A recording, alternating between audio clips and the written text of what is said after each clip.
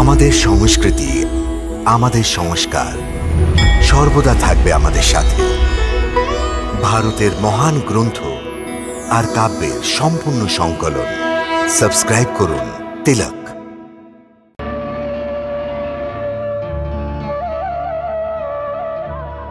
ওঠো ওঠো জামবন্ত, তোমার সাধনা পুরো হয়েছে। বর চাও। প্রভু, যেই চোখে আপনার রূপে অমৃত বসে আছে, ওই চোখের এখন আর কোনো বরের প্রয়োজন নেই। আমায় বর চাই না। আমার তো এমন একটা বর চাই যে আমার পুত্রী জামবন্তীকে বরণ করতে পারে। সেই জন্য আপনার থেকে উপযুক্ত আর কোন বর হবে? আমি আমার পুত্রী জামবন্তীর জন্য আপনাকে চাইছি প্রভু। আপনি কি দয়া করবেন? আপনি কি দয়া করবেন প্রভু?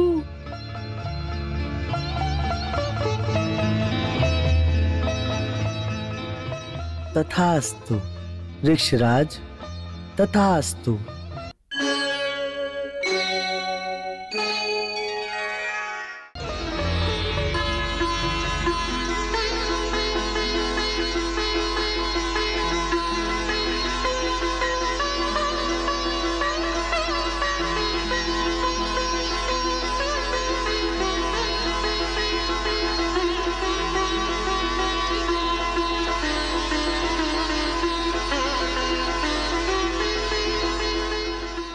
প্রভু, একে স্বীকার করে নিন।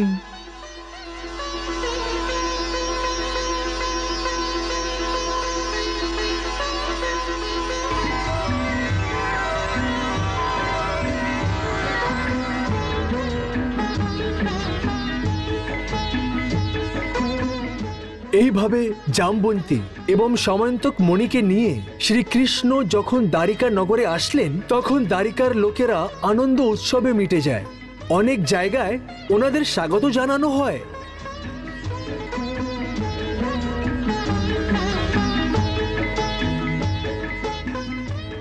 শ্যামন্তক মণি প্রাপ্ত হওয়ার খবর পেয়ে সত্রাজিৎ ভীষণ লজ্জিত হলেন।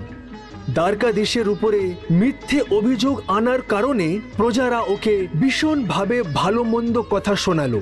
শ্রীকৃষ্ণ বলরামের সাথে সত্রাজিৎকে শ্যামন্তক মণি ফেরত দেওয়ার জন্য ওনার ঘরে গেলেন। আমি অনেক লজ্জিত দ্বারকাধীশ, ভীষণ লজ্জিত। লজ্জিত কেন?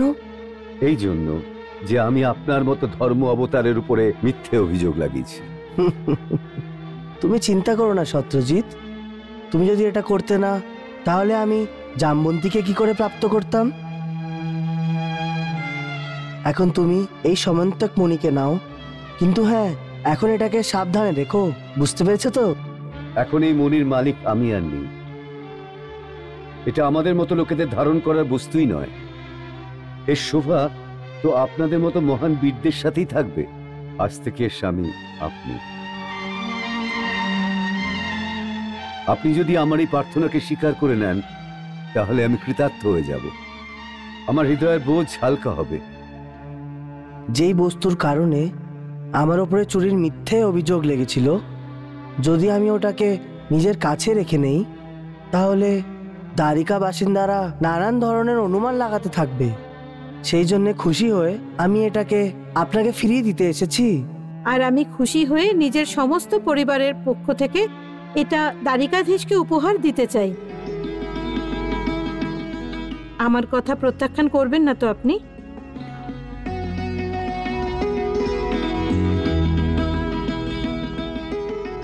আর এই মনির সাথে সাথে আমরা সবাই এই সংকল্প নিয়েছি, দ্বারিকাধীশ, আপনি আমার হৃদয়ের মণি, আমার পুত্রী সত্যভামাকেও স্বীকার করুন।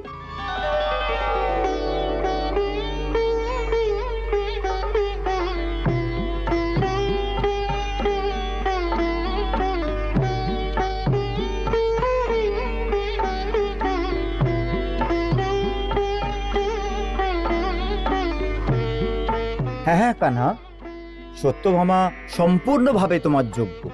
আসলে ও আমাদের নিজেদেরই কুলের। সত্যভামা, আজ থেকে তুমি আমার অনুজের বধূ হয়ে গেছো। সদা সুখে থাকো।